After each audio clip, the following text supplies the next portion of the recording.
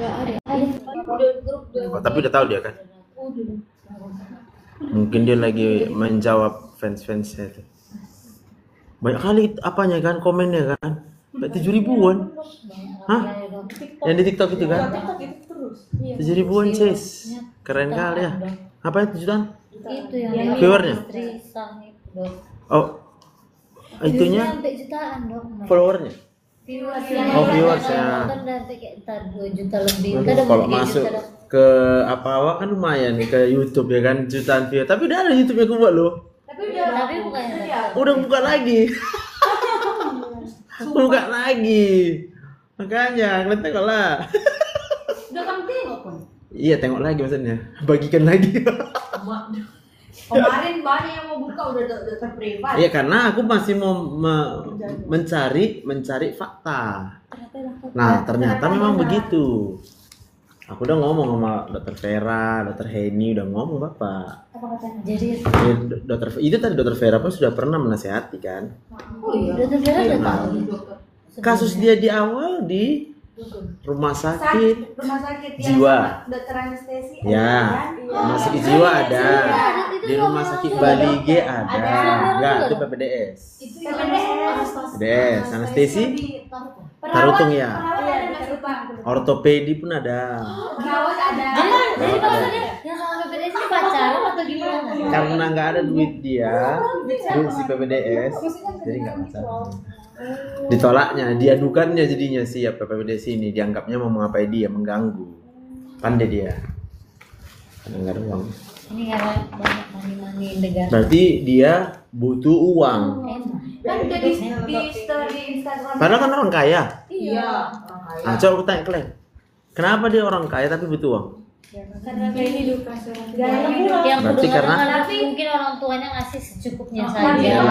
Itu Kemarin pelit. kan Pak dari sesama dokter. Jadi kemarin kan dok sesama orang Riwasana mereka bilang kayak gini. Dulu memang mereka tinggal di perumahan mewah, tapi itu milik perusahaan. Jadi Pindah. karena udah tinggal di perumahan mewah, Udah jadi terbiasa lah ya mewah ya. membanggakannya. Terus pas bangkrut perusahaan itu ikut bangkrut juga mereka. Oh. Jadi kayak krisis ekonomi juga. Lah, aku tahu. Baru ini kan. Iya udah lama. Kupikir orang tuanya memang kayak udah kaya, cuman agak pelit Iya, aja. kami mikirnya kayak gitu Pak. Ya, dia, betul lah itu. Itu betul. Ada betul. Bentar. Oke. Apa deh? Joseph. Oh iya Joseph. Udah mulai kami Joseph.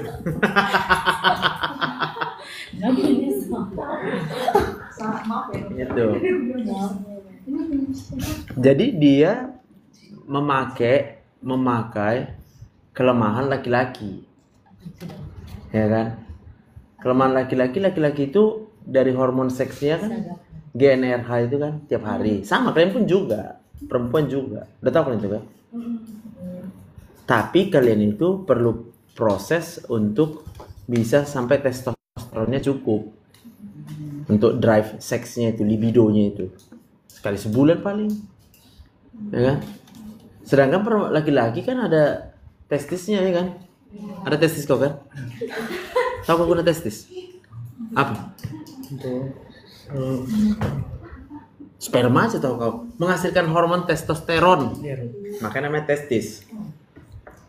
Jadi kok tiap hari kan GnRH itu keluar. Jadi tiap hari laki-laki itu maunya adalah libido. Itu harus kalian pahami. Tapi bukan untuk kalian manipulasi laki-laki. Ya kan? Ada perempuan memanipulasi dia. Karena tahu dia butuh si laki-laki, kami misalnya.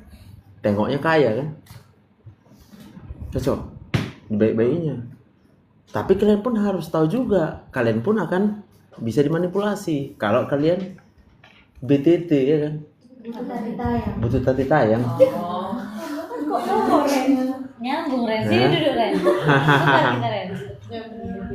Makanya jangan pernah kasih tahu period kalian. Karena dari period itu hari pas ovulasi itu kalian itu pasti libidonya tinggi. Kalau libidonya lagi tinggi pasti kalian mau aja. Nah laki-laki itu pasti nanti bisa dihitung ya kalau dia pintar. Ini pas period nih cewek nih. Mau aja itu gitu. Nangkep kan? Nah, sementara kalian harus paham, sekali kalian kasih, sebenarnya sama laki-laki udah tahu dia, nggak akan mungkin dia mau lagi sama kalian, kecuali karena nggak ada lagi yang lain sama dia, paham kan? Misalnya ini lagi pacaran nih kalian, lalu kalian mau berhubungan suami istri, satu kali kalian mau, besok mungkin dia mau kalau nggak ada perempuan lain yang mau sama dia. Tapi kalau nanti ada ditengoknya perempuan lain, itu pasti dia akan ngejar yang ini, kalian ditinggalin. Nah, makanya kalian jangan sampai mau. Jadi kalau ditanya kayak mana caranya mengetahui laki-laki baik atau enggak, apa toh? Bilang siaga tuh dong. Coba bilang kayak mana? Biar kau ingat, bilang kayak mana? Aja cek. Ajak cekin. Kata kau kan? Kata kau kan? Tapi jangan kau mau gitu loh. Kau suruh dia cekin. Kalau mau dia berarti dia laki-laki yang tidak menghargai kau. Nah, dengar tuh. Berarti dia hanya melihat kau sebatas libidonya. Itu. Makanya itu cara cepat. Kalau udah mau dia sampai dikasihnya tanggal bookingnya gitu kan, udah ditransfernya duitnya, pokoknya beres lah buat bank gitu bilang kan. Aku nggak mau repot-repot lah. Pasti kirimnya langsung kau blokir semua, terus kau blokir semua. Instagramnya kau blokir, Facebook kau blokir, WhatsApp kau blokir. Jangan kau kasih, hilang kau. Gitu. Berarti dia maunya hanya itu. Dan memang laki-laki maunya hanya itu. Dan kalau dia udah tercapai, udah dia nengok kalian pun, ya tergantung lah. Kalau kalian baik sama dia baik ya kan. Betul kan Joseph? Iya. Jadi kalau nengok laki-laki baik, jangan langsung percaya dia baik. Gitu. Udah, mesti direnungkan kali, tapi diingat. Ya. Makanya penting kali kalian itu, ya itu makanya kenapa kita harus percaya Tuhan. Kalau kita udah percaya Tuhan, kalian tahu harga kalian itu karena Tuhan yang sudah ciptakan kita. Tapi laki-laki belum tentu juga ada yang percaya Tuhan kan. Hanya mau memastikan percaya Tuhan kan payah kan. Dia ke gereja juga Pak, katanya kan Joseph. Ke gereja dia, tapi kok kayak gitu kan gitu kita bilang kan. Dia bisa aja ke gereja karena supaya dilihat orang bahwa dia percaya itu. Hanya supaya orang percaya sama dia lalu dia bisa memanipulasi. Gitu. Makanya caranya itu tadi. Bang, kapan kita bang? Nah, cekin bang. C. Baru. Itu jadi barang bukti kau. Kemana-mana kok aman itu. Makanya aku suruh tadi langsung sampai dikirimnya buktinya. Bukti cekinnya itu yang sudah dikirimnya. Kalau udah ada, siapapun nanti bisa kok gitu kali sama dia. Nih, kau tengok nih. Ku minta dia cekin, mau dicekinkan nih. Apa itu? Laki-laki apa itu? Kalau dia laki-laki tahu percaya Tuhan nggak mau dia gitu kok. Cocok rasa. Jadi, udah cek. Udah. Jadi kau apain dia? Dia apa maksudnya? Kau apain dia? Gak ada apa-apa. Kenapa kau apain? Ya pusing tai aja.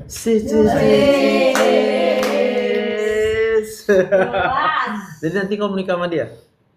Ya wajib. Harusnya berjuang kau itu ya. Untuk Tuhan. Ya. Kedokteran juga? Iya. Oh, satu tamu? Iya. Oh, di sini? Enggak. Suka. Hah? Enggak. Bukan grup ini? Ada di sana ada pokoknya. Pokoknya bukan di mindset. Ada lah yang mention. Jadi kalau ada lebih cantik datang sama aku kayak mana? Dia udah cantik loh. Dia udah cantik? Lebih cantik lah. Ada yang lain lebih cantik. Itu aja lah. Kenapa itu aja? Baik loh. Dari mana kau tahu dia baik? Orang kalau pacaran itu ya pura-pura baik semua. Iya. Betul nggak? Enggak juga. Kau nggak pura-pura baik? Enggak. Masa? Iya. Memang baik kau? Baik lah dong. Kenapa kau bisa baik? Ya percaya Tuhan dong. Oh, percaya Tuhan. Jadi kalau check-in nggak kau ajak nanti dia? Enggak. Ke gereja. Ke gereja kau ajak? Asik. Gereja mana? AKBP. Mantap. Menyala. Menyala. Kalian nengok dia kok sampai apa kali? Ada loh laki-laki baik itu ada.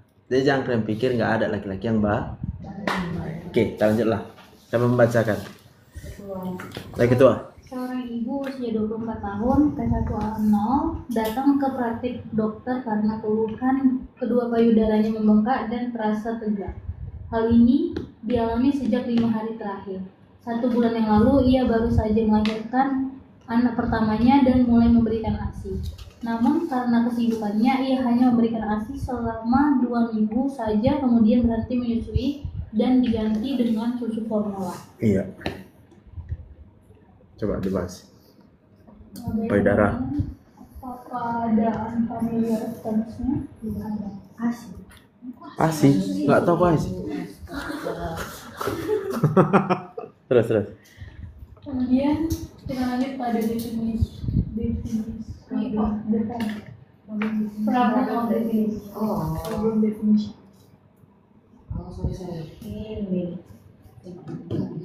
Nanti lah perbaiki itu, Bu aja. Masalahnya apa ini? Payudaranya membengkak. Yang pertama payudara bengkak ya dan tegang. Tegang. Nah, udah bahas terus. Payudaranya membengkak dan terasa tegang.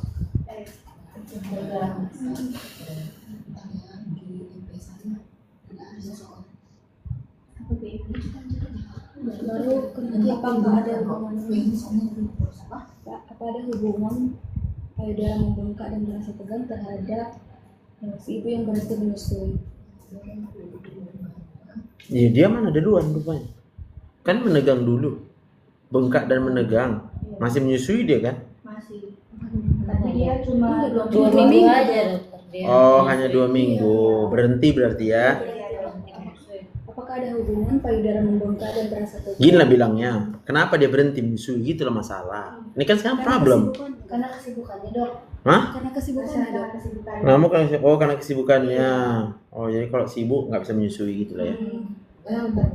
Jadi kau sekarang menyatakan itu belum problem definition, itu sudah analyzing the problem kok buat itu. Nanti itu taruh di analyzing the problemnya. Apakah ada hubungannya berhenti menyusui dengan payudara yang menjadi bengkak dan tegang?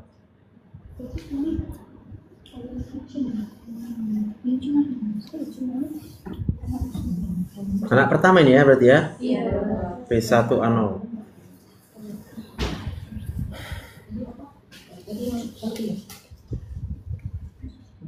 Udah? Habis kan? Itu aja kan? Payudara bengkak dan tegang ya. Lalu mau infonya.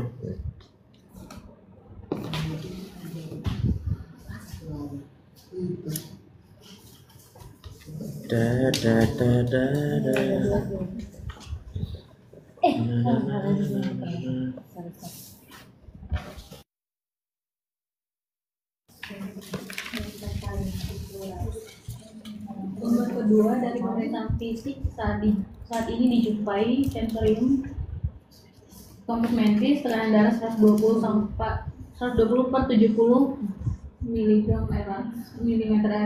air laksa, kemudian heart rate-nya 80 kali per menit, RM-nya 16 kali per menit, dan temperatur AVD.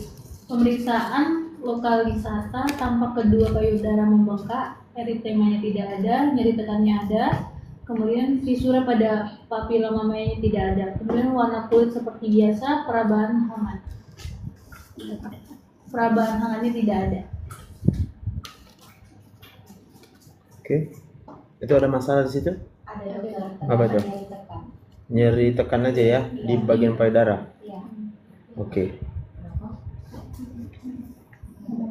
Kenapa terjadi? Ada nyeri tekan pada payudara.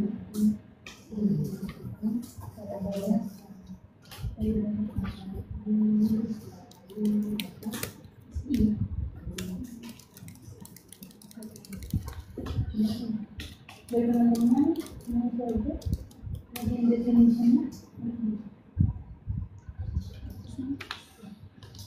Habis? Oke. Baik, selanjutnya brainstorming. Apakah teman-teman ada yang mau menjawab dari problem definition satu dan Satu aja kau suruh. Si Irene dulu, Irene. Kira-kira apa yang bisa kau analisa, Irene? Ini sih dokter, kalau misalnya kan ibu pada saat kita kayak udah mulai hamil kan dokter, otomatis payudara kita itu juga akan menghasilkan yang namanya ASI ibu. Nah pada kasus ini dia tuh hanya memberi ASI selama 2 minggu saja dan dia berhenti menyusui dengan diganti dengan susu formula. Kenapa dia berhenti ASI? Karena ada kesibukannya. Itu bukan berarti ASINya yang nggak lancar, tapi memang karena kesibukannya menyebabkan dia nggak bisa memberikan ASINya sama anaknya. Berarti kalau kita lihat dari strukturnya itu kan, kalau di payudara kayak ada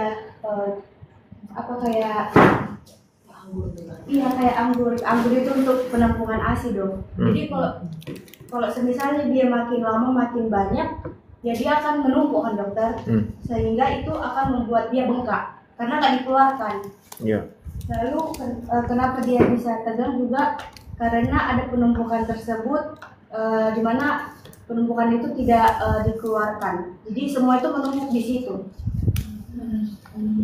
Jadi pertanyaannya, kenapa bisa menghasilkan susu payudara? Karena ada hormon Prolaktin. Iya. Terus prolaktin ini di mana diproduksi? Di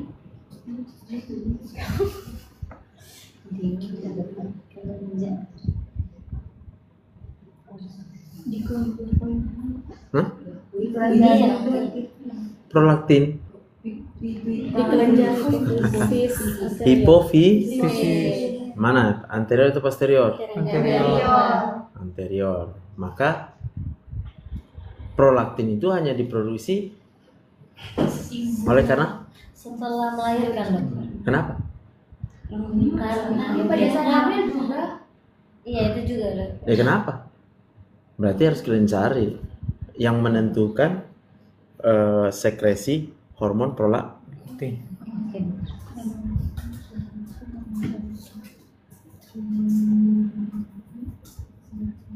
Yang menentukan sekresi prolaktin.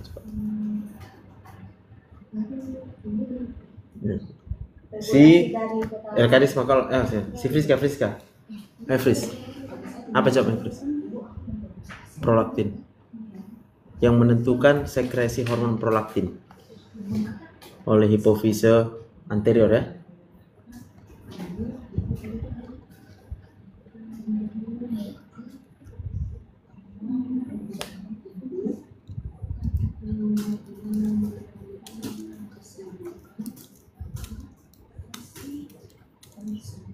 Melalui dopamin sebagai penghambat utamanya dokter. Dopamin ya. Dopamin. Dopamin itu diproduksi mana? Yang Jadi dopamin, karena dopaminnya naik, lalu dopaminnya itu merangsang hipotalamus atau hipofise? Hah? Hipotalamus. Nah pertanyaannya di dopaminnya dari mana?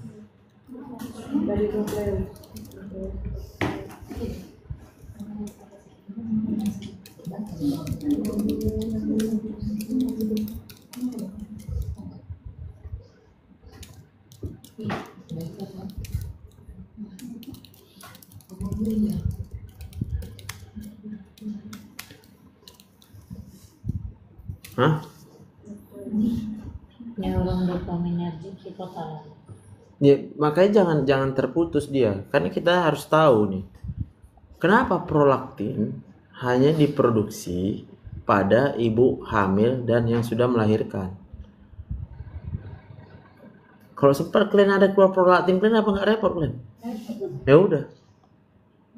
Maka kenapa prolaktin itu hanya pada ibu hamil dan yang sudah melahirkan?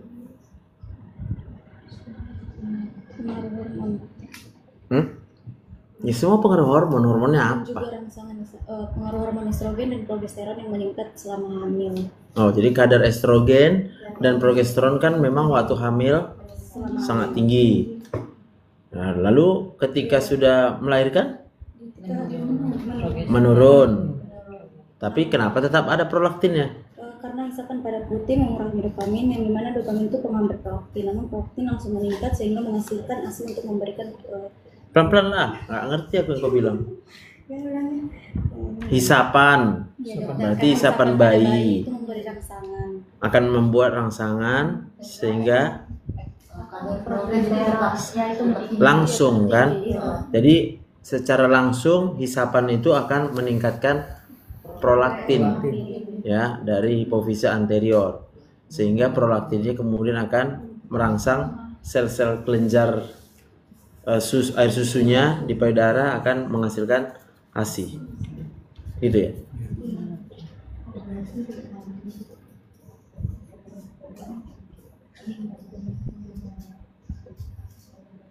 Jadi harusnya ibu ini memiliki kesibukannya.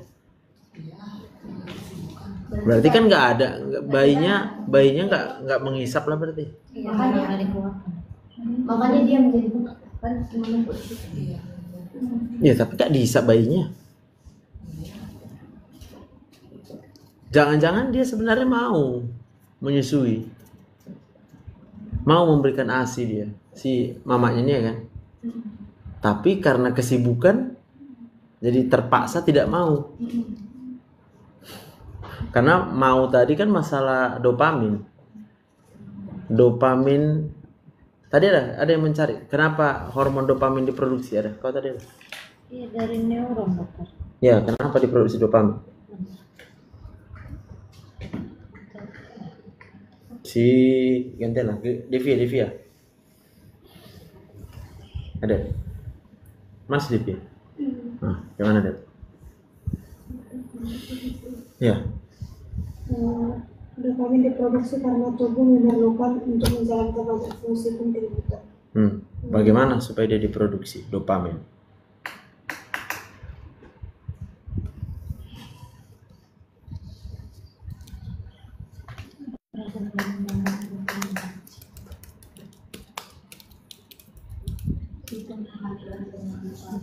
Hah?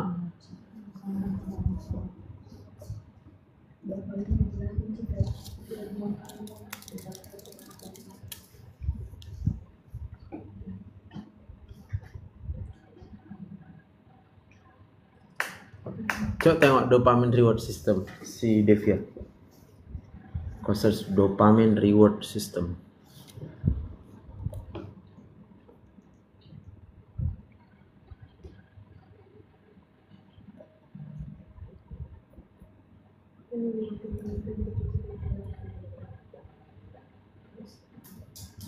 Iya, penghargaan ini dokter. Ya, kenapa bisa kita menghargai diri? Kan menghargai diri sendiri kan? Menghadiahi diri sendiri kan? Bacalah penjelasannya. Devia, kau Devia. Apa kata Devia? Ya, dopamine reward system. Sistem penghargaan dopamin itu sirkuit otaknya yang memperkuat perilaku dengan melepaskan neurotransmitter dopamin ketika suatu aktivitas memberi penghargaan seperti makanan, minuman, dan juga interaksi sosial dokter. Jadi kau bisa membuat dopamin? Bisa Caranya? dengan memproduksi makanan, minuman, dan juga interaksi. Memproduksi makanan dengan makan enak yang kau suka. Terus apa lagi? Dan juga Minuman yang enak. Apa lagi? Interaksi berarti ketemu teman. Jadi kalau gak ada teman, nah, kayak mana kalau orang introvert? Bisa dokter. Gimana? Dengan cara dia kan kayak kalau introvert kan nggak bisa namanya diri kan. Jadi dia bisa kayak melakukan hal-hal yang bisa dilakukannya dengan sendiri. Seperti misalnya dia suka nonton anime, nonton drakor, makanan kesukaannya sendiri. Artinya melakukan apa yang dia mau dan suka. Karena kalau kita pasti melakukan yang kita mau karena kita suka. Jadi bagus introvert. Tidak dokter. Kenapa? Karena nggak berrelasi. Jadi gini, harus kalian pisahkan dia. Introvert itu karena sudah patologis. Introvert itu dia sudah tidak bisa lagi mengeluarkan dopamin di otak. Jadi dia sudah tidak enak lagi menjalani hidupnya. Introvert itu.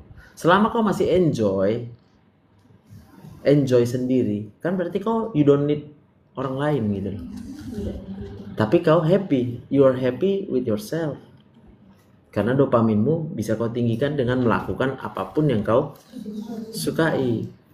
Yang perlu diperhatikan oleh orang yang seperti ini adalah bagaimana jika dia nggak suka lagi. Misalnya karena bosan, ya itu kan berarti nggak ada lagi dopamin dia. Dia udah merasa nggak ada arti hidupnya gitu. Nah, gimana? Itu yang menjadi masalah.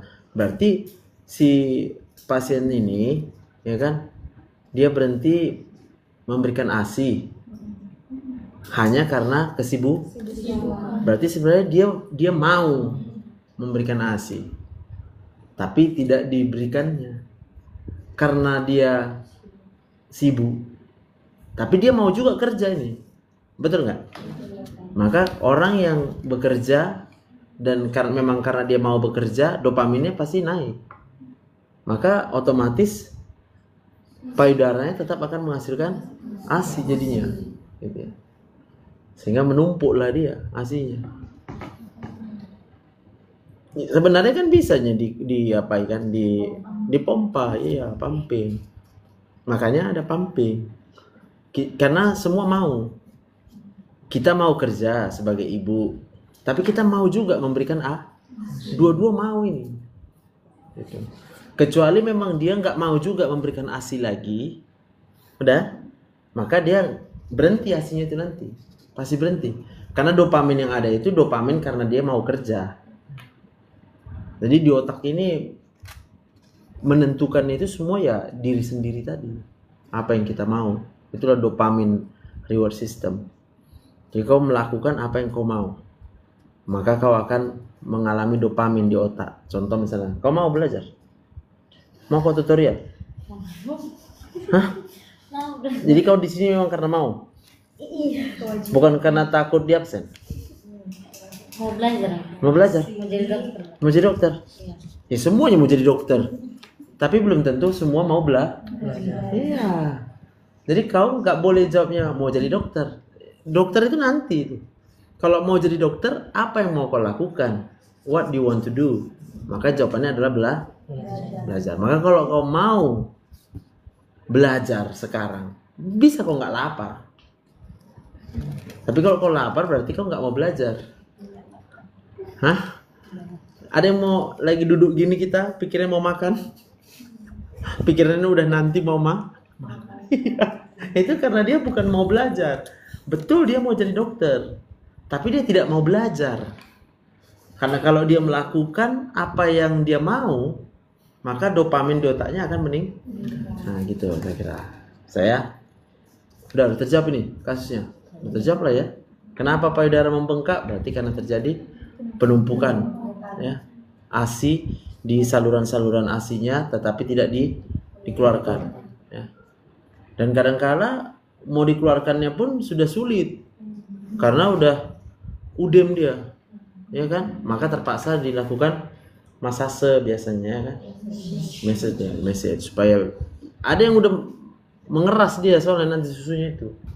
Tapi gimana sama orang yang memang nggak bisa ngasih ASI dok, kayak nggak keluar, itu kenapa? Kayak nggak keluar tapi ada ASInya. Ada tapi nggak seret, kalau kata ibu hamil seret. Gini, harus kalian lihat kasusnya itu dia ASInya ada atau enggak, itu dulu pertama. Ada sedikit. Ada tapi sedikit. Berarti ASInya itu enggak jalan karena memang sedikit ya. Kalau dia numpuk di tengah, di belakangnya misalnya, bayi kan nggak sanggup ngisapnya, berat lah bayi ngisapnya, ya. Maka kalian harus berpikir kenapa payudara ini menghasilkan susu. Dia bukan hanya menghasilkan cairan susu, tapi di situ juga ada otot polos kan. Coba nanti lihat histologinya. Otot polosnya itu berkontraksi, duktusnya itu, sehingga ketika dopamin tadi menghasilkan prolaktin, si prolaktin kan juga efeknya adalah kontraksi otot polos di payudara. Berarti ibunya itu sedang mengalami kekurangan prolaktin kan. Nah kenapa kurang prolaktin dia? Ya jawabannya kembali kurang dopamin. Kenapa kurang dopamin? Karena dia stres. Kenapa dia stres? Karena dia sedang menjalani kehidupan yang dia tidak Iya. Dia nggak suka sama suaminya, dia nggak suka sama mertuanya, dia nggak suka di rumahnya, dia nggak suka semualah, Sep. Kakak iparnya. Nah, kakak iparnya dia nggak suka keadaan ekonominya, dan dia nggak bisa pula melakukan yang dia suka. Dia masih punyanya sukanya. Misalnya suka dia tas mahal, branded, ya kan?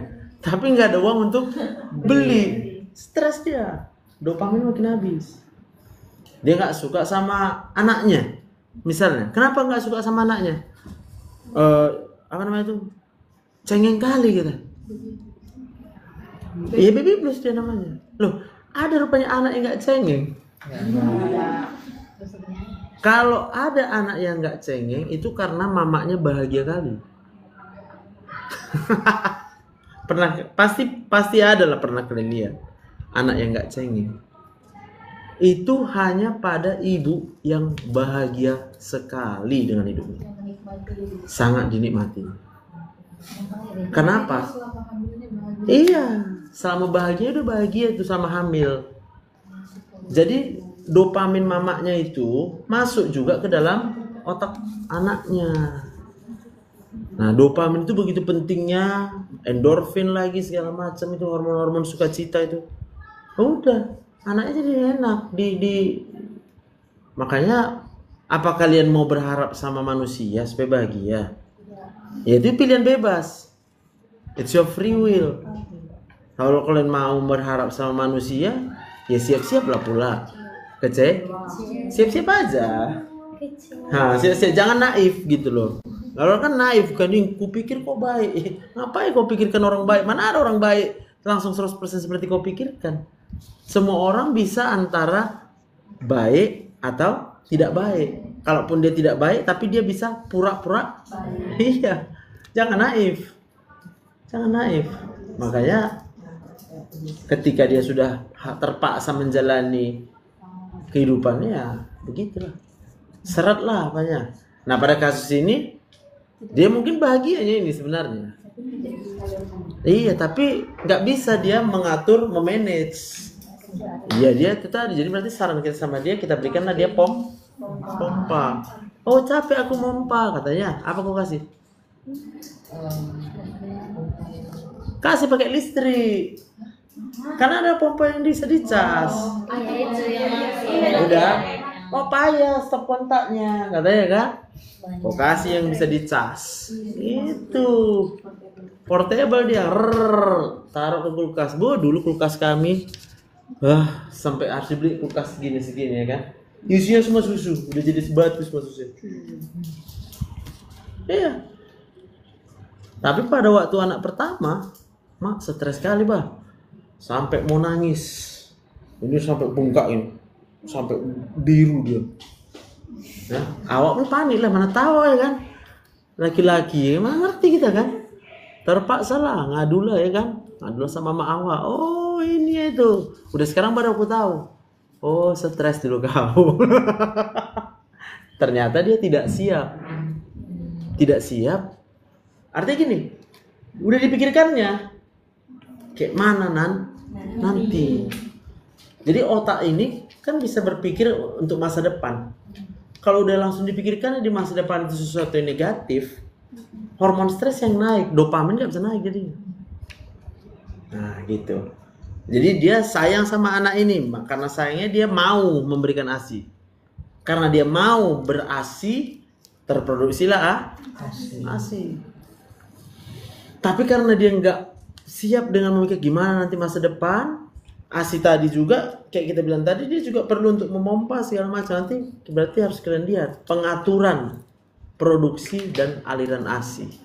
Nah, coba lihat dulu di situ. Kalau lihat sekarang si Grace, pengaturan produksi dan aliran ASI di payudara.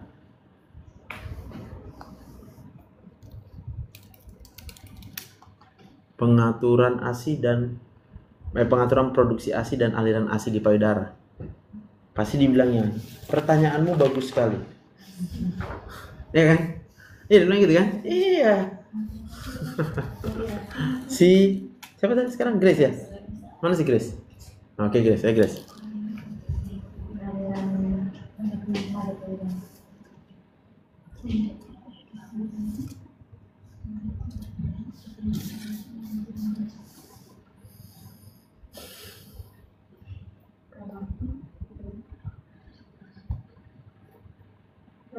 Produksi dan aliran ASI itu diatur oleh interaksi kompleks antara hormon, saraf, dan rangsangan fisik. Iya. Proses ini melibatkan dua refleks utama, yaitu refleks produksi ASI atau prolaktin, kemudian ada refleks pelepasan ASI atau oksitosin. Iya.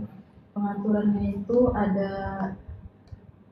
ASI itu refleksnya ini bertanggung jawab untuk membentuk ASI dalam payudara. Itu satu, isapan bayi saat bayi mengisap puting, ujung saraf di sekitar areola itu akan terstimulus. Kemudian yang kedua itu sinyal ke otak, di mana rangsangan saraf ini mengirim sinyal ke kelenjar hipofisis anterior di otak ibu. Kemudian ketiga, pelepasan hormon prolaktin itu, di mana kelenjar hipofisis merespon dengan melepaskan hormon prolaktin.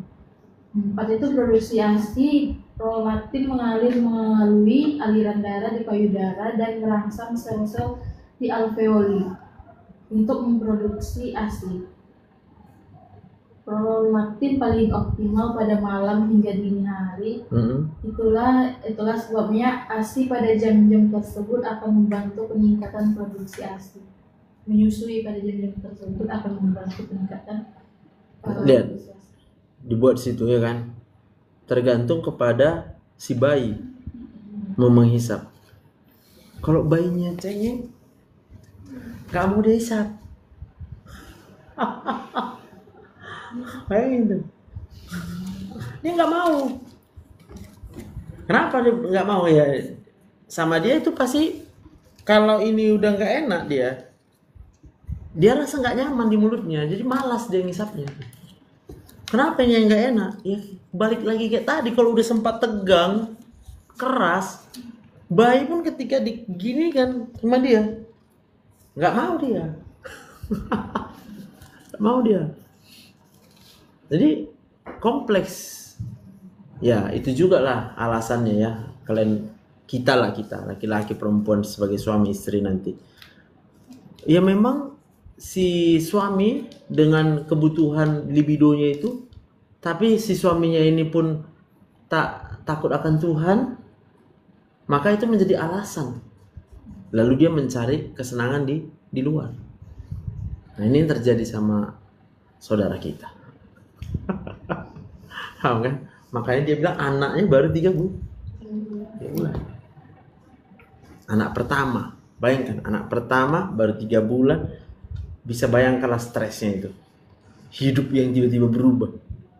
Dari yang happy-happy aja, tiba-tiba harus menghadapi semualah dipikir itu. Ya. Lalu kita bilang kita nggak salah sebagai perempuan yang menjadi pelakor. Please deh. Itu kamu manipulasi namanya. Si pelakor cuma satu butuhnya. Uang. Nggak mungkin pelakor mau kalau laki-lakinya miskin. Makanya paling bagus tuh Sep ya, kalau nanti kau punya duit, kau kasih sama istri kau semua Sep. Gitu. Iya, supaya istri kau senang. Karena kalau istri kau senang, kau pun akan senang. Nanti dijatah gitu. Terserah lah, mau gak usah dijatah pun kau siap. Yang penting istri kau karena kesenangan kita itu cuma pada iya kan, betul nggak? Kalau istri kau udah stres, aduh, kau ikut stres, kau kasih dulu duitnya. Minimal kalaupun memang duitnya nggak ada, istrimu tahu bahwa memang nggak ada duit. Tapi kalau istri udah tahu ada uangmu, tapi nggak kau kasih sama istri kau semua, ayo. Minimal kau nanti pasti kau kasih uangnya jadi sama betul nggak? Jadi sama pelakor. Jadi salah satu cara, nah inilah ya, mencegah supaya pelakor itu nggak bisa nyaman ya. Harus laki-laki itu jangan bawa uang. Makanya Pak Joseph nggak pernah mau bawa uang banyak-banyak. Nanti kalau ditanya ada uang, nggak ada uang, gue bilang. Sama istriku semua bilang. Pelakor pun menjauh. Karena mau seganteng apapun kita, sebenarnya yang dilihat pelakor itu bukan kegantengan. Yang dilihat pelakor itu duitnya. Hah? Paham kok ya? Iya.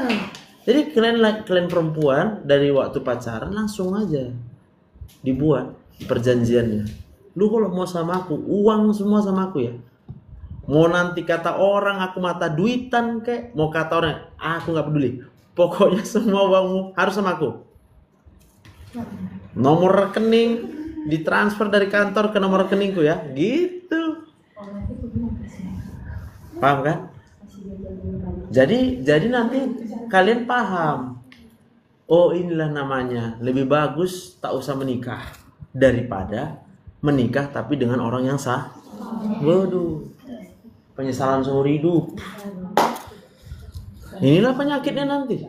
Salah satu air susunya masalah, ya kan? Oke, bisa ya.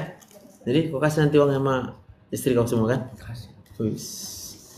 Karena sama nama kita Joseph. Ya kan? Itu. Oke. Terus tadi udah terjawab ya? Apa tadi pertanyaan kita terakhir tuh?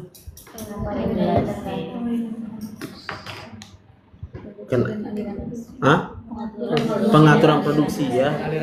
Ya, jadi interaksi yang kompleks. Jadi semua interaksi di otak kita itu, ya, itu masuk kan dari indera, mata, penghidup, lidah kita. Jadi kalau orang melihat yang baik-baik aja, enak-enak aja, itu pasti otaknya bagus. Makanya nggak disarankan nonton drakor. Drakor akan membawa kau up and down.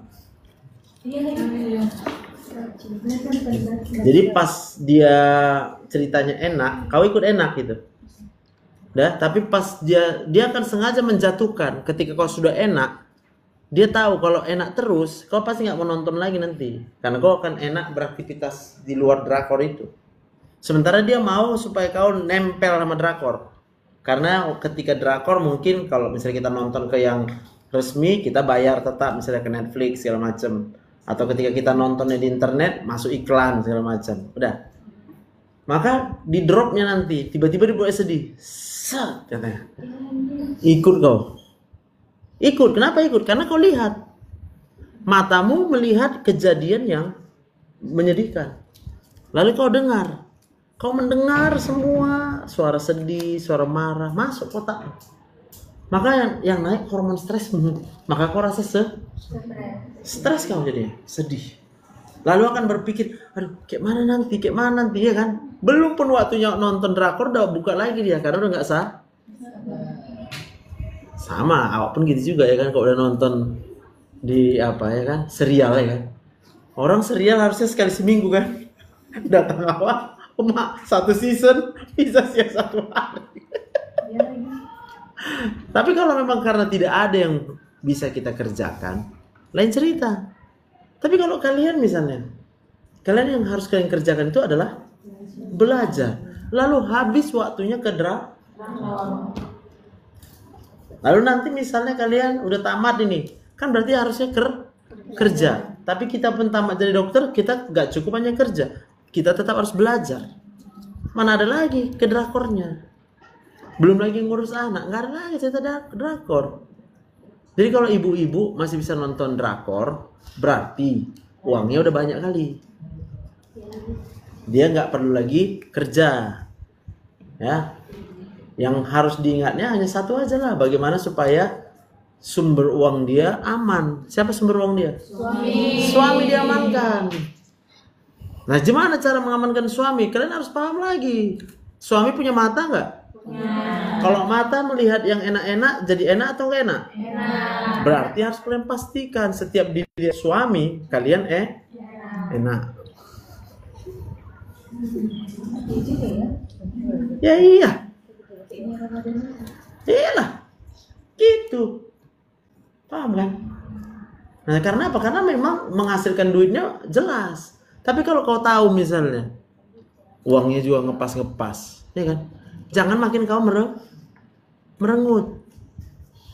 Kalau kau uang ngepas merengut, suami nengok kau, ya marah juga dia.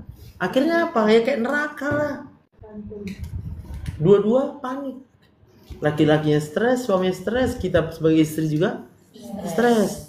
Yang kasihan siapa? Anak. Anak nggak tahu apa-apa. Dia nggak pernah berpikir kapan dia dilahirkan di dunia. Tiba-tiba aja nongol dia. Mamanya siapa? Kita. Bapaknya siapa? Kita. Jadi anggap kita lah yang buat dia nongol. Lalu keadaan tidak seperti orang lain. Orang lain kok enak katanya. Kecewa dia. Rusak generasinya. Maka lebih bagus tidak usah Menikah. Jangan, Dok. Loh, Kata Tuhan beranak cuculah dan bertambah banyak. kalau memang kau ikut kata tuh, berarti ceritanya kau percaya tuh. Iya gitu. Jadi janganlah Dok, kalau belum percaya tuh, aku pasti menikah karena percaya tuh. Gitu. Berarti kalau nggak nikah aja tuh. Ya tergantung apa yang kau percaya dong. Kau percaya nggak? Kalau Tuhan itu siapkan jodoh yang terbaik untuk kau. Percaya. Ya kalau kau percaya menikah lah. Kan gitu jawabannya. Tapi kalau ada orang yang nggak menikah karena dia tahu, karena dia udah merasakan, mungkin dia lihat, ini nggak ada yang betul ini jodoh ini. Atau dia nggak tahu caranya bagaimana mengubah orang suami yang jahat menjadi baik. Kau tahu? Sarah? Ada yang tahu? Nggak tahu kan cara mengubah suami yang jahat jadi baik? Belum nikah, Dok? Kok belum nikah jawabannya? Kayak mana caranya?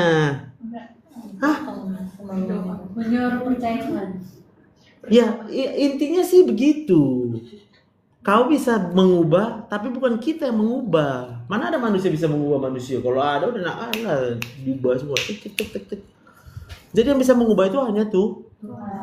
Nah maka pertanyaannya kau percaya Tuhan nggak? Percaya. Lalu kalau kau percaya sama Tuhan, yang mengubah itu Tuhan ada syarat. Karena yang mengubah itu adalah Tuhan. Nggak mungkin kita suka-suka hati kita sama Tuhan kan? Apa syaratnya? Nah, nanti kau baca 1 Petrus 3 ayat 1 sampai 2. Ah, baru kalian tahu kan? Nggak pernah baca kitab kalian ya? Tapi nggak sampai ke situ kan? Nah, karena kalian rasa bukan untukku itu. Hai istri-istri, tunduklah. Supaya jika ada suamimu yang tidak taat kepada firman, bukan karena perkataanmu, tetapi karena melihat perbuatanmu, maka mereka akan dimenangkan.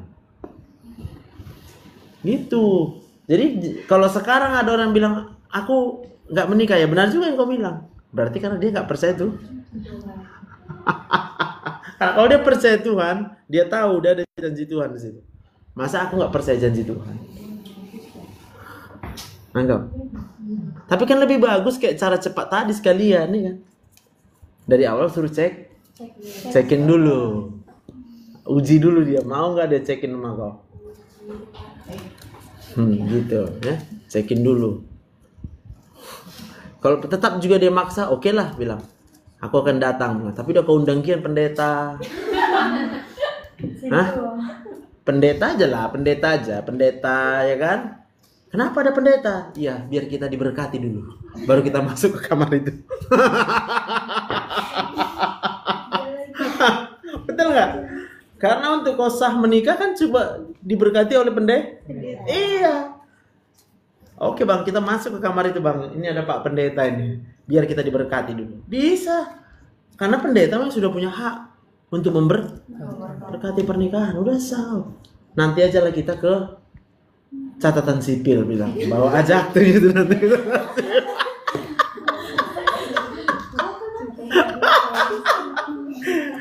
Iya. Gitu. Jadi beruntung kalian sebenarnya sekolah di kedokteran ini. Inilah pelajaran kalian ini. Semua pelajaran yang kita pelajari itu sebenarnya pelajaran kehidupan. Dan itu akan kalian jumpai nanti di pasien. Nah kalau kalian tahu ini semua kisah-kisah, kalian akan lihat pasien itu gampang arahkannya supaya dia sembuh. Kalian akan lihat misalnya datang sama mau berobat siapa nih. Kalau anak, misalnya kalian spesialis anak, kalian tahu anak itu sakit, gampang sakit kenapa ya? Karena orang tuanya stres. Kalau di rumah itu ribut terus, suara tinggi, marah-marah, kan didengar sama anak. Anak ikut stres. Kalian stres, tapi kalian nggak ngomong pun, anak ikut diam aja kalian. Stres nggak anaknya? Stres. Itu. Jadi dari sekarang belajar aja. Belajar kalian semangat supaya tahu nanti oh ini ya ini. Enak lah. Oke, terus. Apa sekarang? Eli. Jadi banyak lah ya. Ada yang berapa yang kalian tahu kira-kira masalah-masalah ASI ini ya kan? Kalau yang kayak kita bilang tadi ini kayaknya bendungan ya. ASI terbendung. Kalau yang kita cerita ini ASI terbendung. Tapi bisa juga dia karena misalnya infeksi ya kan, peradangan kan? Pada ini nggak ada. Ini DD lah, DD. Kalian tahu kenapa terjadi infeksi? Coba, kenapa infeksi terjadi? Si Gina, mana Gina? Ayo Gina, kenapa infeksi terjadi?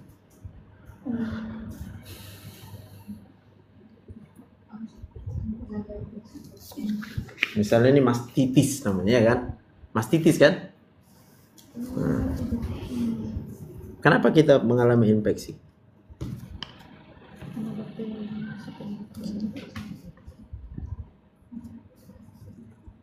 Karena bakteri ya kan? Ya kenapa bakteri? Dari dulu udah ada nggak bakteri? Siapa menciptakan bakteri? Kenapa diciptakan Tuhan bakteri?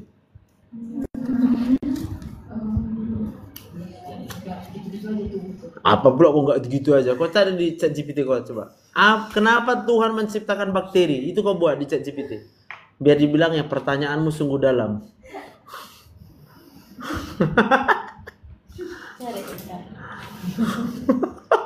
Kenapa Tuhan menciptakan bakteri? Bagus sekali. Itu pertama jawabannya. Pertanyaan yang sangat dalam. Pertanyaan sangat dalam. Apa katanya? Supaya apa? Menjaga keseimbangan supaya hidup bumi ini. Iya, dia mendaur ulang. Jadi supaya tidak terjadi penumpukan sampah. Jadi hancur semua nih. Supaya bisa tetap kita bertempat tinggal. Tapi pada tubuh kita ketika terjadi peningkatan bakteri tertentu, maka bakteri tersebut jadi menyerang sel-sel tubuh kita. Nah, pertanyaannya kenapa kita bisa meningkat bakterinya? Siapa yang salah? Hah? Coba kau cari ChatGPT.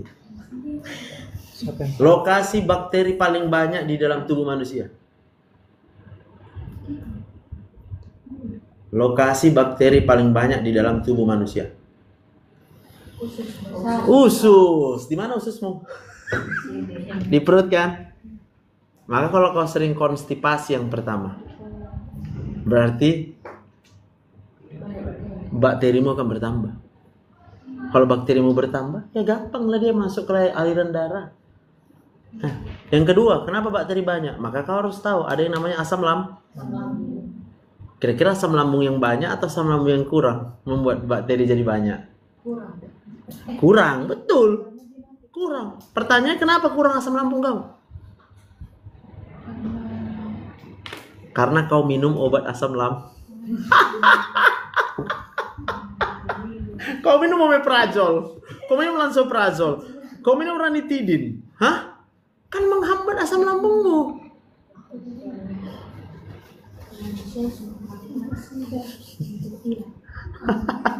Baru kau baca nanti. Apa yang mengatur yang pertama itu? Peristaltik usus kita itu. Ya, pasti jawabannya adalah sistem saraf simpatik. Parasimpatikmu di situ. Lalu ketika parasimpatikmu terganggu, ya kan, sakit-sakitnya perut kau. Asam lambung memang tetap diproduksi, tapi kau nggak bisa makan. Terus kenapa bisa sakit kepala? Sakit kepala? Di kepalamu ada apa? Di kepalamu ada apa? Ada saraf. Sumber sakit kepala di mana? Di kepala itu. Itu banyak sensor di kepalamu. Sensornya itu sensor oksigen. Jadi orang stres, oksigennya kurang. Makanya kalau kau rasa sakit kepala, nggak usah langsung cari obat. Tarik napas saya dulu. Sekali nggak bisa, tarik 2 kali. Kau mau makin cepat lagi, biar bisa hilang sakit kepala kau. Kau pikirkan, ada nggak oksigen? Coba tarik napas. Buang. Sekarang ku tanya, ada oksigen? Ada. Coba pikirkan, kenapa ada oksigen? Udah. Otakmu sedang mengingat masa, otakmu sedang melihat masa, otakmu sedang mendengar masalah tadi, yaitu film drakor kau itu. Misalnya kau nonton drakor, dibuat film drakor itu sedih terus, bisa pening kepalamu. Sama kayak kami, kau suka nonton bola? Suka kan? Kalau kalah tim kita, sakit nggak kepala kau? Iya, sakit kepala kita karena kalah. Kita maunya tim itu menang, tapi tidak tercapai yang kita mau. Dopaminnya turun, hormon stresnya naik itu. Ya sakitlah kepala. Jadi obatnya apa? Ya dimenangkan oleh timnya, nggak mungkin. Ya tarik napas lah, supaya apa? Nerima. Ya udahlah, mungkin belum saatnya menang, selesai. Ya udahlah, aku perbaiki maksudmu. Aku cuma mau Ya iyalah. Kalau ada orang nonton bola karena mau menang timnya, itu stres.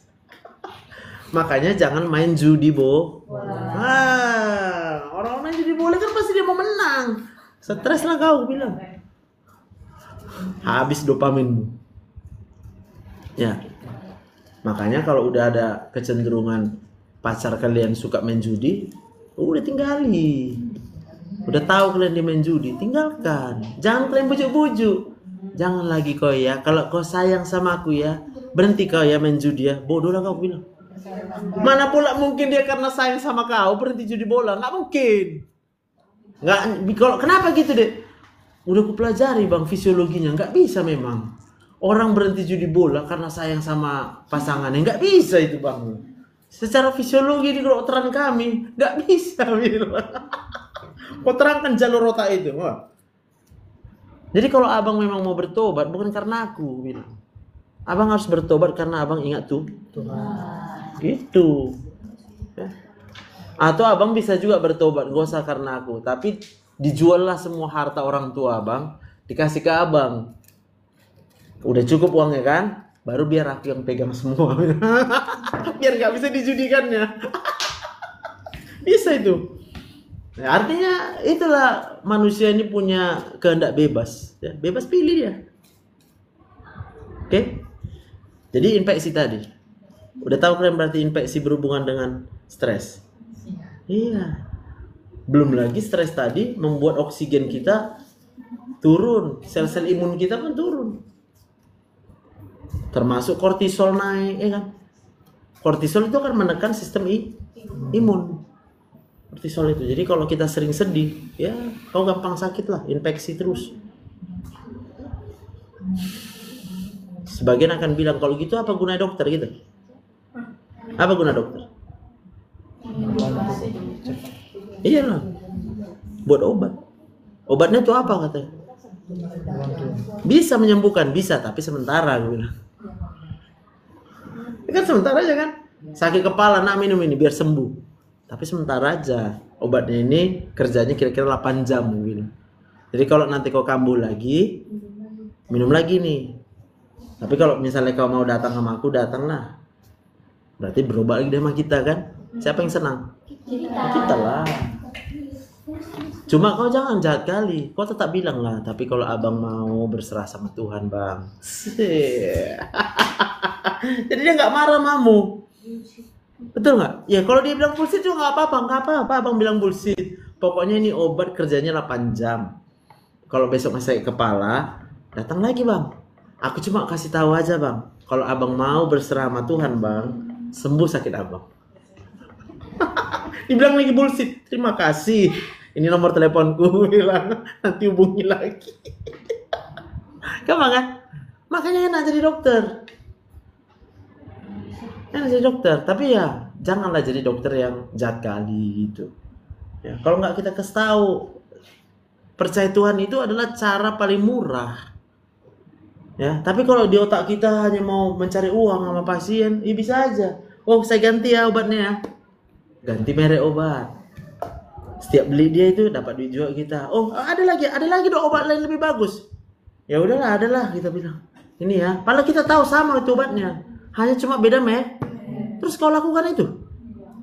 Kan bisa kau bilang tadi itu bang ya, percaya sama Tuhan ya bang. Pelan bilangnya biar nggak marah dia. Dengan nada pelan, percaya sama Tuhan ya bang.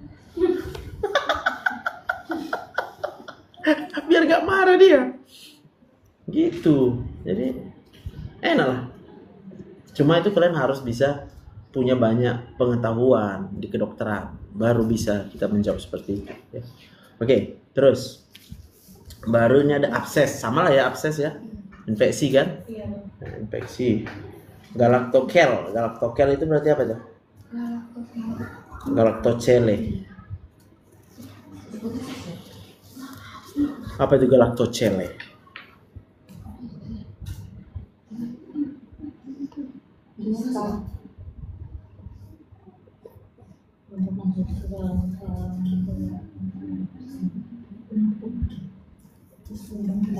Apa?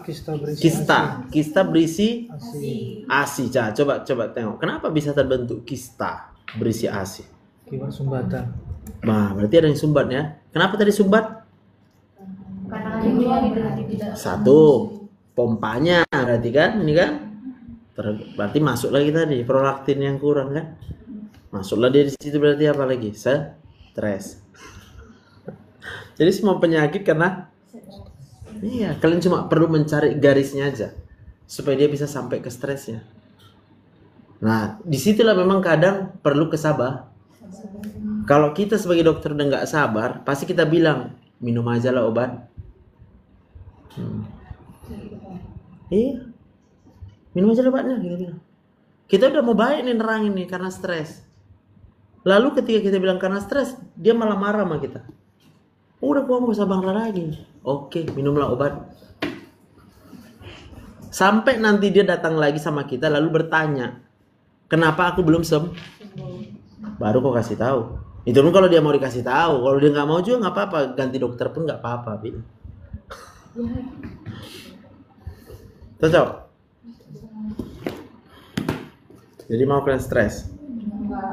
Jadi cara stres, mengatasi stres paling murah. Iyalah, percaya tuh. Tuhan, kalau cara stres yang mahal banyak, dugem kau. Pasti terobati stres kau. Pas dugem. Besoknya bangun, ya belum tentulah. Namanya masih di situ semua zat apanya.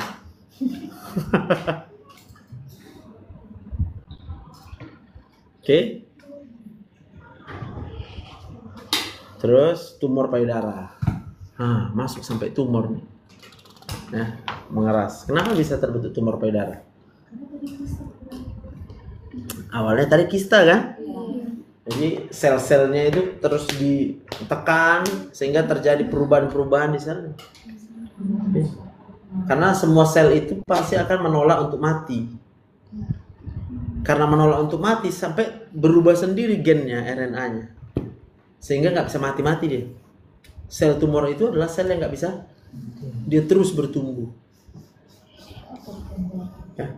Akibat dia terus bertumbuh, dia mengambil nutrisi. Yang harusnya dia hanya perlu sedikit, diambilnya nutrisi dari yang lain, sampai kurus gitu. Yang kedua, dia bisa menyerang bagian organ yang vital. Kalau sel kanker tadi menyerang itu bagian vital, kita mati. Tapi bisa juga mati karena sedih. Dia putus asa. Sebenarnya bukan sel kankernya buat mati. Tapi karena yang kena sel kanker udah mikir, matilah. Kehilangan harapan dia. Kadang-kadang gini loh. Ditanya, kau mau hidup? Enggak. Kalau orang penderita kanker masih mau hidup, ya hidup, dia mau hidup aja, dia bisa bertahan loh. Persoalannya orang penyakit kanker yang pertama, dia mau hidup kalau kankernya sembuh. Ya sabar dulu, kau mau hidup dulu. Karena kanker ini adalah perjuangan. Anggap. Jadi kalau dia udah nggak mau dia hidup, nah ini paling nomor 2, udah nggak mau hidup dia. Karena dia rasa sangat menderita. Tapi biasanya penderitaannya itu double. Penderitaan karena penyakitnya dan penderitaan juga karena kehidupan dia. Jadi jangan stres ya kan. Gimana biar nggak stres? Ingat Tuhan. Gak usah kau bilang itu, nanti kena marah kau. Tinggal kau bilang, Pak, hidup ini Pak bebas pilih. Saya cuma bisa kasih tahu cara paling mudah, murah, available, kapan saja Pak. Tuhan hanya sejauh doa Pak. Wah, gitu. Mau ikut dia mau enggak, tak urusanmu. Urusanmu cuma kau tahu dia datang dengan rasa sakit, kau kasih anti nyeri. Dia datang sel kankernya naik, kau kasih obat kemoterapi. Dia datang kankernya menyumbat, kau operasi. Dia datang dengan infeksi, kau kasih antibiotik. Nggak bisa dengan antibiotik ini, kau bom antibiotik lain. Semua antibiotik kau bisa bom. Tapi kau cuma tahu, dari awal udah kau bilang, cara paling mudah dan murah Pak, berserah sama Tuhan Pak. Tapi kau udah marah dia sama kau, udah, jangan kau balas. Kau resepin semua obatmu, kau buka memes. Situ ada daftar obat. Mau yang mana Pak? Harga segini mau yang mana Pak? Bisa ya? Habis. Dan isu standar lah ya, payudara lah, kalian bahas nanti ya. Nah, ini suruh, itu ya.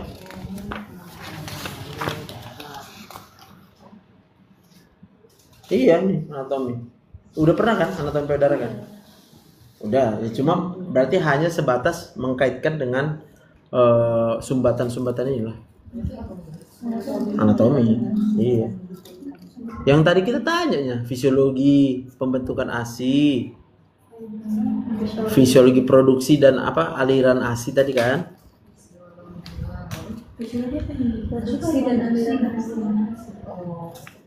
Fisiologi produksi ASI dan aliran ASI.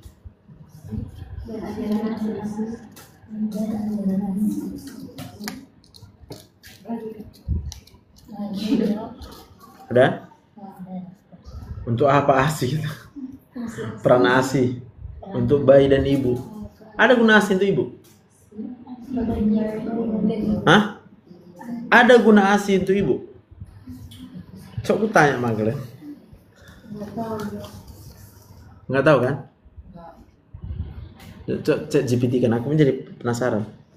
Apa guna ASI untuk ibu?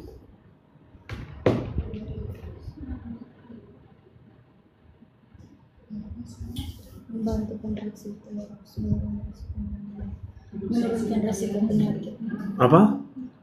Menurunkan resiko penyakit otak. ASInya diapain gitu? Kan untuk ibunya. Kalau untuk bayinya ya jelas lah, kandungan nutrisinya semua kan. Karena aslinya harus dikeluarkan itu dokter. Jadi kalau nggak dikeluarkan kan tadi terjadi cistatis ya dokter. Ya jadi apa gunanya ASI untuk ibu? Ini. Hah? Membantu kontraksi rahim. Membantu? Kontraksi rahim. Kayak mana caranya ASI membantu kontraksi rahim? Loh, kayak mana caranya ASI ke oksitosin? Yang membantu kontraksi rahim itu, kawan-kawan, itu isapan si bayi. Bukan ASInya. Paham maksudku? Isapannya. Isapannya itu akan dikirimlah sinyalnya dari saraf ke otak sehingga terbentuk oksitosinnya. Kalau oksitosin terbentuk lalu dikirim ke otot di uterus, maka ketat lagi gitu loh. Ya. Makanya ya gitulah. Itulah gunanya. Udah bukan ASI-nya sebenarnya. Orang ASI diminum sama bayinya kok. Jadi buat Hah? Ya buat aja. Aku kan ini kan dosen kita yang buat, ya aku ikut aja. Cuma nanti kalian debatkan lah pula waktu temu apa semua ya kan, debat kalian. Anda bisa kalian debat, hah? Iya kan? Kenapa ya kan? Dok, kenapa kau bilang dok ASI itu berguna untuk ibu? Tapi kalau kalian mau pakai jalur-jalur itu ya supaya bayinya menghisap puting.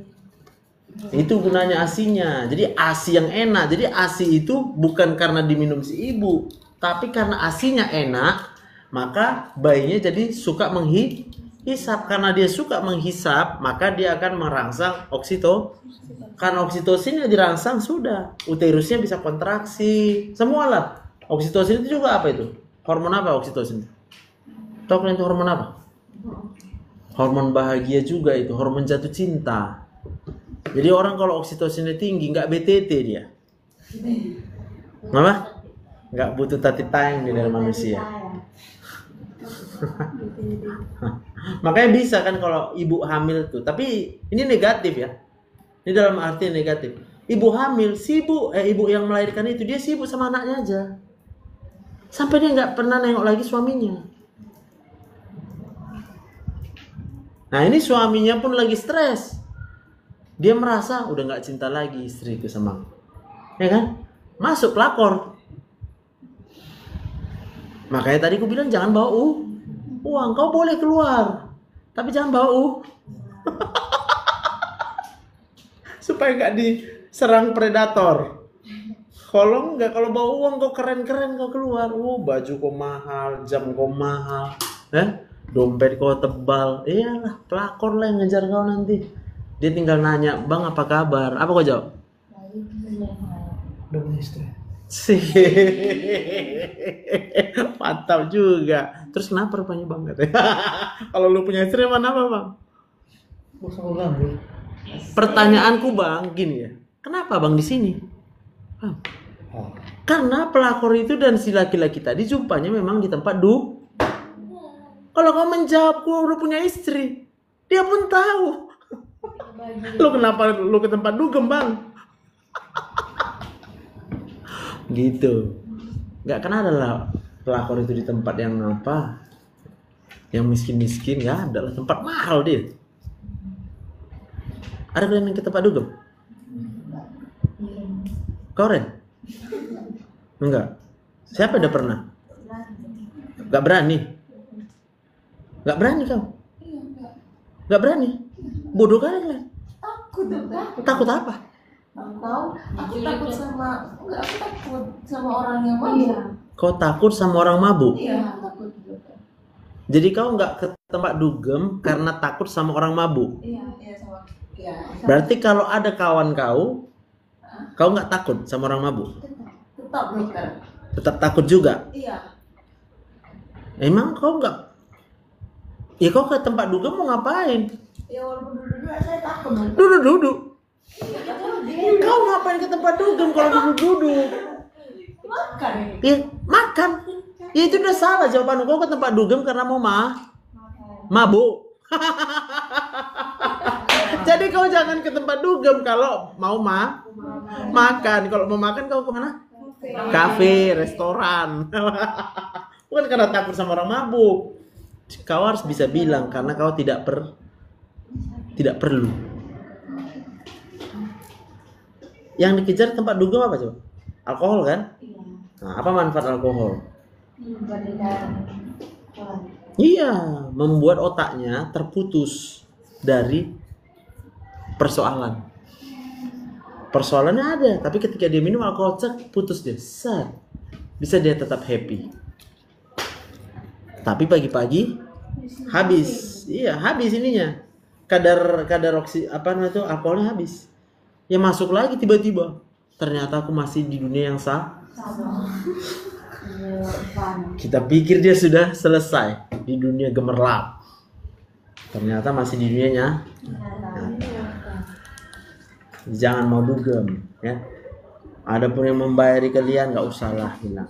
Ya. Kalian tengok kayak pernah dengar? Sering merasa dokumen. Kau sering? Kau pikir aku percaya? Kau pikir aku percaya? Kenapa? Kalau dari extension Hah? itu Nggak pernah? Kenapa nggak pernah kau? Jadi apa yang kau coba? Apa yang kau coba? Ke kafe. Ngapain kau kafe? Makan. Makan apa? makan nasi, makan mie. Nasi, makan mie, makan steak. Ya. Aku lagi nggak ada ide. Biasanya ideku banyak dia. Tapi karena dibilang nggak, oke. Oke. Terus apa tadi? Cara pemberian ASI eksklusif ya. Praktek pemberian ASI eksklusif. Praktek pemberian hasil eksklusif. Bentar, itu bilang. Iya. Tadi memang dari aku lihat.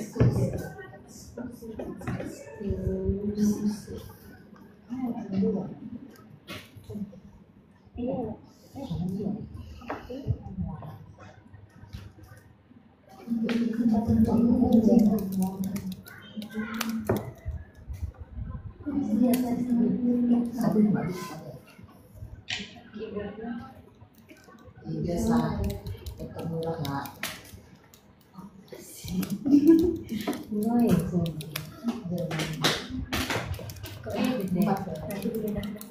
Dan juga buat saya. Udah. Udah dokter. Dan pulang siasat.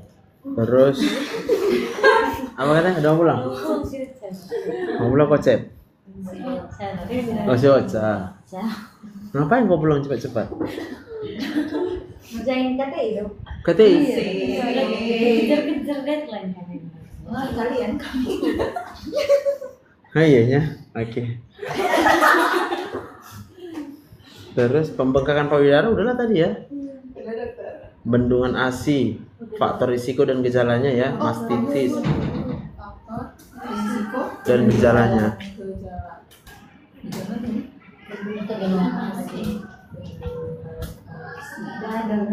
Oh, biru itu. Enaknya Udah habis. Konseling, ini ada konseling. itu cuma 6 ya Bang? Sebenarnya dibaginya itu bendungan ASI, faktor risiko dan gejalanya. Baru mastitis, faktor risiko dan gejalanya. Mastitis, tambahkan mastitis, faktor risiko dan gejalanya. Lagi aja. Sering ada. Konseling, informasi dan edukasi terkait bendungan ASI. Mencari informasi dan edukasi.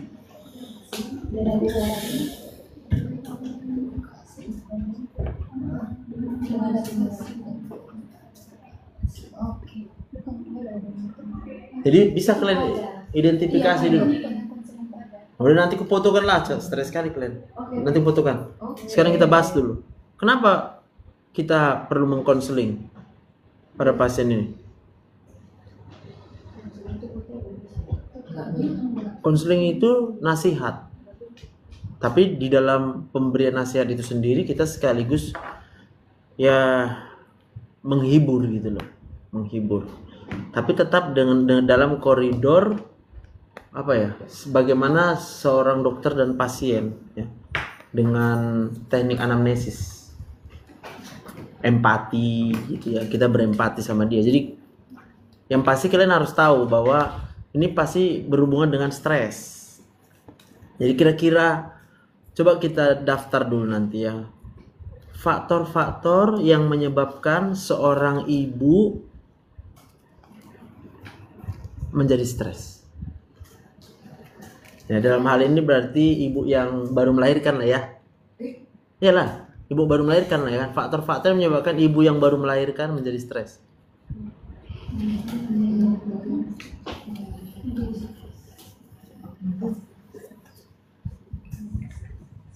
Coba kau sebutkan yang kau tahu. Siapa tadi belum panggil? Egina udah. Pak Joseph.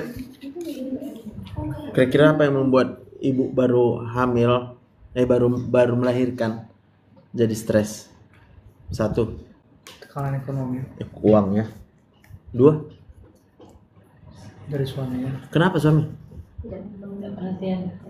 Gimana? Ya tidak perhatian sama, Nggak perhatian. Kayak mana maksudnya perhatian ini?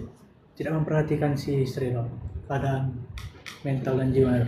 Oh, tidak memperhatikan. Kayak mana caranya Ruben memperhatikan keadaan mental istri? Nggak salah kalau Silakan. Gak taunya kau. Jadi kok tahu kau stres? Kan belum bersuami istri loh. Belum bersuami istri. Iya. Jadi kalau nanti misalnya kau jadi spesialis objin, terus kau belum menikah, ya kan? Yang belum menikah lah. Lalu datang pasienmu dengan kondisi bendungan ASI seperti ini. Apa kau bilang sama dia? Berdoa Tuhan loh. Astaga. Kalau nggak mau dia? Cari dokter lain loh. Ya sih, langsung cepat dia ya. Bagus juga jiwa kocep. Cecep. Iya, ya. Tapi kau sayang sama pacarmu. Gimana cara kau memberikan perhatian sama pacarmu?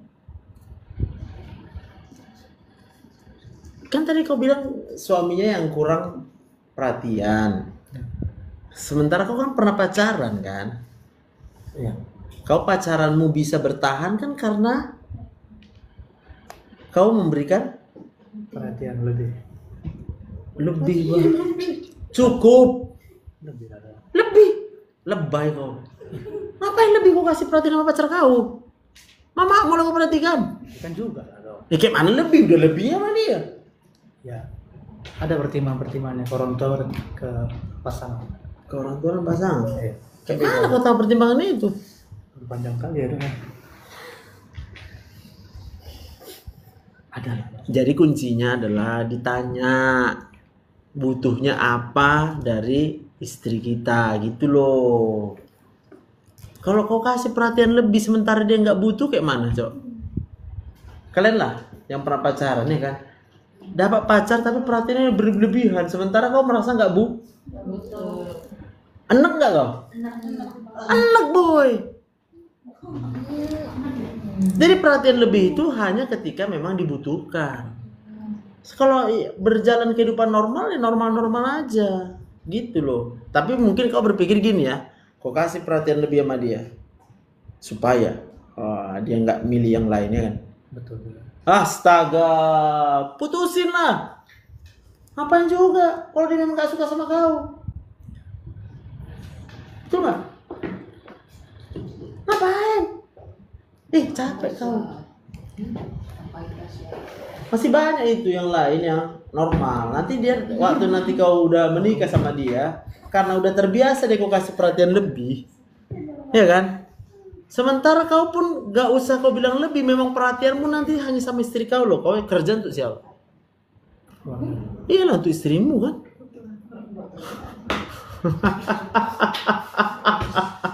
Gitu. Nah, itulah berarti komunikasi namanya. Ya, kurangnya komunikasi yang baik antara suami dan istri. Oke. Ada dua ya, kau kasih ya. Minola. Mana kau Min? Nah, kira-kira apalah masalah stresnya ibu yang baru menikah, baru punya anak satu. Udah uang udah, komunikasi antara suami dan istri udah kurang komunikasi.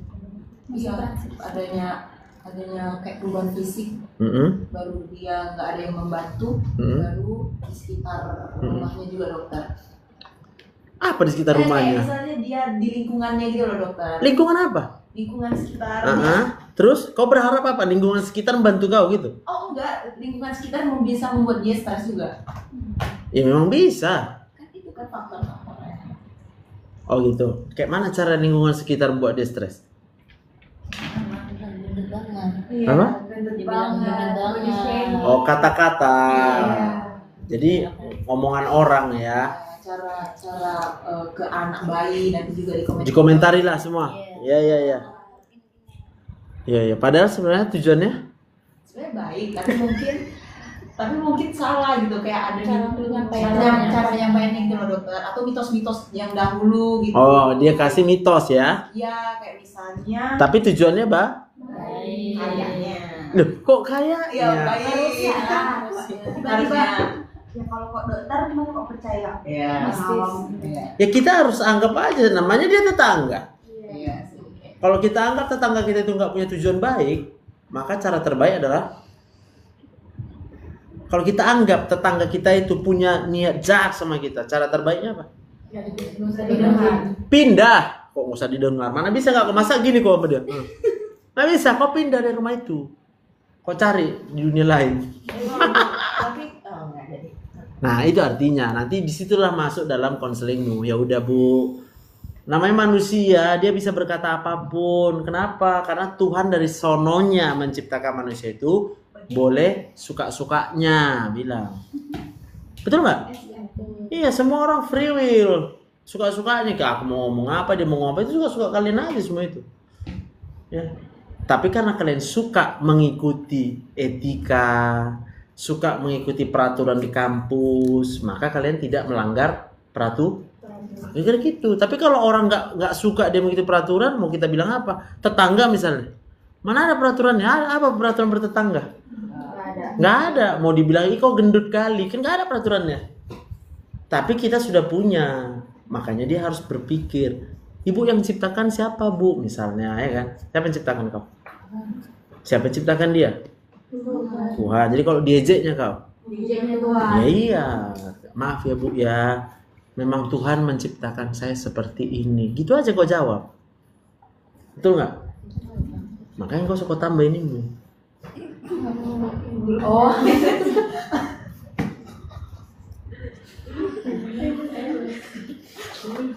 Mas, oh sini si Ocha. Oh tasnya mana kok tasnya? Oh kok tasnya? Kenapa nggak pakai ini? Udah cukup dokter. Oh kau udah rasa udah cukup. Berarti si Ocha aku tanya. Terakhir, ayo Ca, kenapa Ca? Kau pakai bulu mata? Enggak lah, kurasa sama tiap hari kau pesta.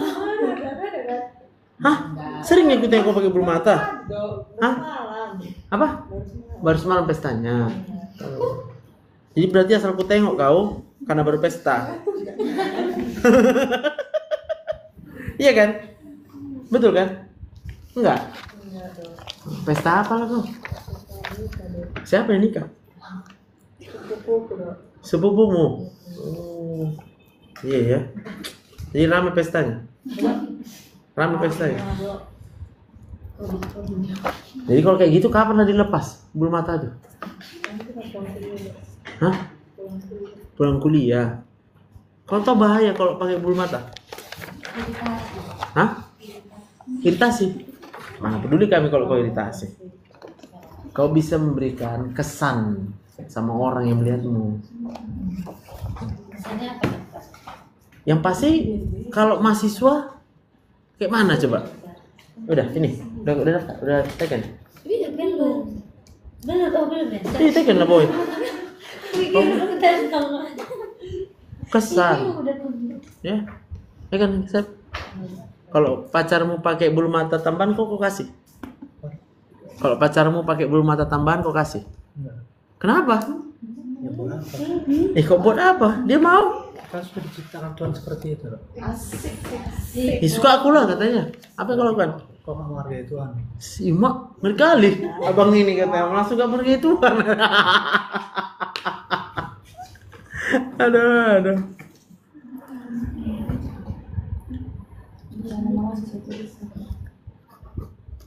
Artinya gini loh, Ocha. Kau tempatkan dirimu, kau lagi di mana? Ini kau lagi di mana? Di kampus. Maka di kampus kita sebagai mahasiswa. Kau harus berpakaian, bersolek, sebatasnya mahasiswa. Kau baru dari pesta? Enggak. Jadi kenapa mesti setebal itu kau pakai beda? Dok, ini kasih apa gimana? Silakan nanti dia izin lah tuh berarti. Izin dia karena dia apa? Hah? Coba jawab dulu. Nanti kok karena takut pakai itu. Jarang-jarang. Jadi biar cantik kan? Biar cantik karena takut jelek kan?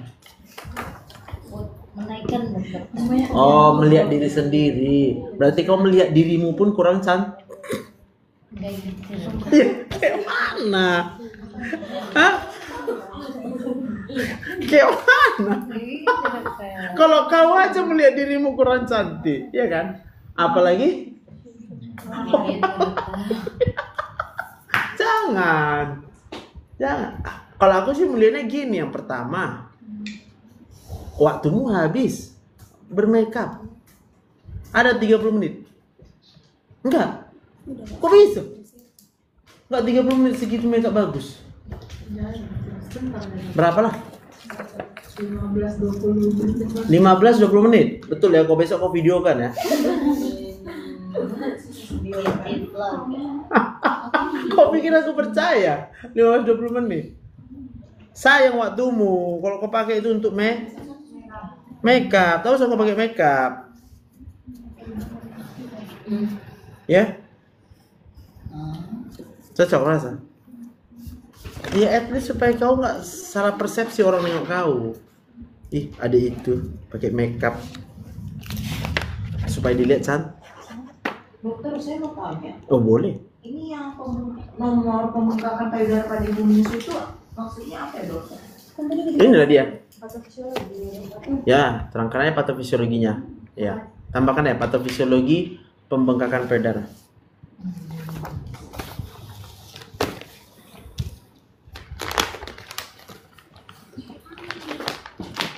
Tapi bukan membandingkan lah ya. Kami dulu waktu di kan Bapak kan diusu. Memang ada juga negatifnya. Sampai nggak ada kami lihat perempuan yang anak FK usu cantik kami tengok gitu. Karena nggak ada yang bermakeup. Lalu kami tengok misalnya yang dari universitas sebelah. Bermakeup semua. Nanti pas koas bermakeup. Ngapain koas bermakeup? Sementara kita bukan nggak boleh bermakeup, tapi bermakeup yang wajar lah, yang wajar aja, yang wajar ya kan. Kalau sampai kau harus mewarna-warnai, sayangnya uang itu bilang. Kecuali bertambah income-mu ketika pakai makeup itu, nggak apa-apa.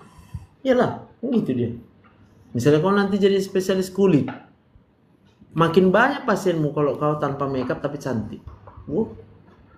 Langsung ditanya pasien apa rahasianya. Ya kan? Ini skincare-nya ya. Kau jual lah. Makanya aku nggak ada pakai ini sekarang gitu. Hanya makainya malam aja misalnya. Tapi kalau nanti kau udah rasa ya kan? Itulah. Oke? Ada pertanyaan?